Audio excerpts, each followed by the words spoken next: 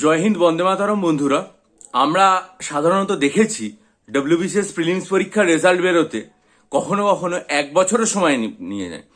2022 সালের যদি আমরা প্রিলিমস দেখি তাহলে দেখবো যে প্রায় 14 মাস পরে প্রিলিমস পরীক্ষার রেজাল্ট বেরিয়েছিল।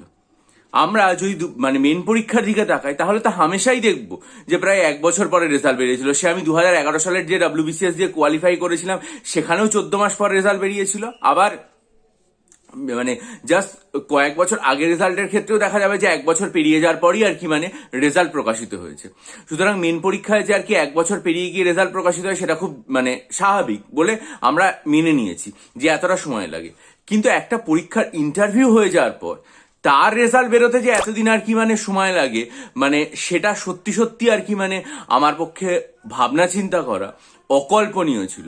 আপনি একটা জিনিস পরিষ্কার দেখুন যে ডব্লিউবিসিএস 2022-এর গ্রুপ ডি এর যে ইন্টারভিউ সেটা ডিসেম্বর মাসে, আমি যতদূর পর্যন্ত জানি যে পুরোপুরি শেষ হয়ে গেছে। তাহলে ডিসেম্বর মাস পার হয়ে জানুয়ারি ফেব্রুয়ারি পার হয়ে আজকে মার্চ মাসের একেবারে শেষে আমরা উপস্থিত। অর্থাৎ হিসাব করে দেখলে 100 দিন পেরিয়ে গেছে, এখনো পর্যন্ত ডব্লিউবিসিএস গ্রুপ ডি এর যে রেজাল্ট সেটা প্রকাশিত হলো না।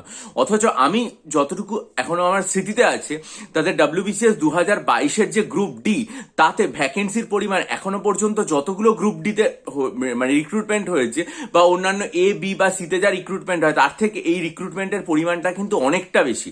ফলে অনেক সংখ্যক পরীক্ষার্থী চাকরি পাওয়ার সম্ভাবনা, এবং যে চাকরি প্রার্থীরা রয়েছেন তারা কিন্তু অত্যন্ত আশা এবং আকাঙ্ক্ষা নিয়ে এই যে রেজাল্টটা রয়েছে সেটার দিকে তাকিয়ে আছেন। তাহলে একটা পরীক্ষা, যে পরীক্ষাটার পার্সোনালিটি টেস্ট আজকে ডিসেম্বর মাসের প্রথমার্ধে সমাপ্ত হয়েছে, সেটা 3 মাস পার করে আজকে মার্চ মাসের শেষার্ধে চলে এলাম। অর্থাৎ 3 মাস অতিক্রান্ত হয়ে গেছে, 100 দিন চলে গেল, এখনো পর্যন্ত ডব্লিউবিসিএস গ্রুপ ডির ইন্টারভিউ রেজাল্ট বেরোনো না 2022-এর। এটা কিন্তু সত্যি সত্যি অত্যন্ত দুর্ভাগ্যজনক এবং একই সাথে চিন্তাজনক বিষয়।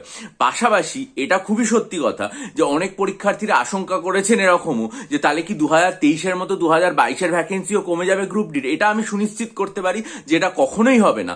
2022-এর যে ভ্যাকেন্সি ছিল সেটা কোনো অবস্থাতেই কমবে না, সেটা যা আছে তাই থাকবে। সুতরাং সেই চিন্তাটা অমূলক, সেই জায়গাটা ভাবার কোনো দরকারই নয়। কিন্তু পরীক্ষার্থীরা অত্যন্ত আশঙ্কা এবং উদ্বেগের মধ্যে রয়েছে যে কবে ডব্লিউবিসিএস 2022-এর গ্রুপ ডি রেজাল্টটা বেরোবে এবং এত সংখ্যক পরীক্ষার্থী চাকরি পাবে। পিএসসির কাছে করজোরে নিবেদন যে আপনারা যত দ্রুত সম্ভব ডব্লিউবিসিএস 2022-এর গ্রুপ ডির যে রেজাল্ট সেটা প্রকাশ করুন এবং পরীক্ষার্থীদের মনের আশঙ্কা দূর করুন, তাদের চাকরির দিকে এগিয়ে নিন। যারা মনে করবেন আমার থেকে ডব্লিউবিসিএস পরীক্ষার 48টা mock test, psychology optional study material এবং ডেসক্রিপটিভ বাংলা ইংরাজি স্টাডি মেটেরিয়াল নিতে চান, তারা আমার সাথে ইমেলের মাধ্যমে যোগাযোগ করুন। ভালো থাকবেন।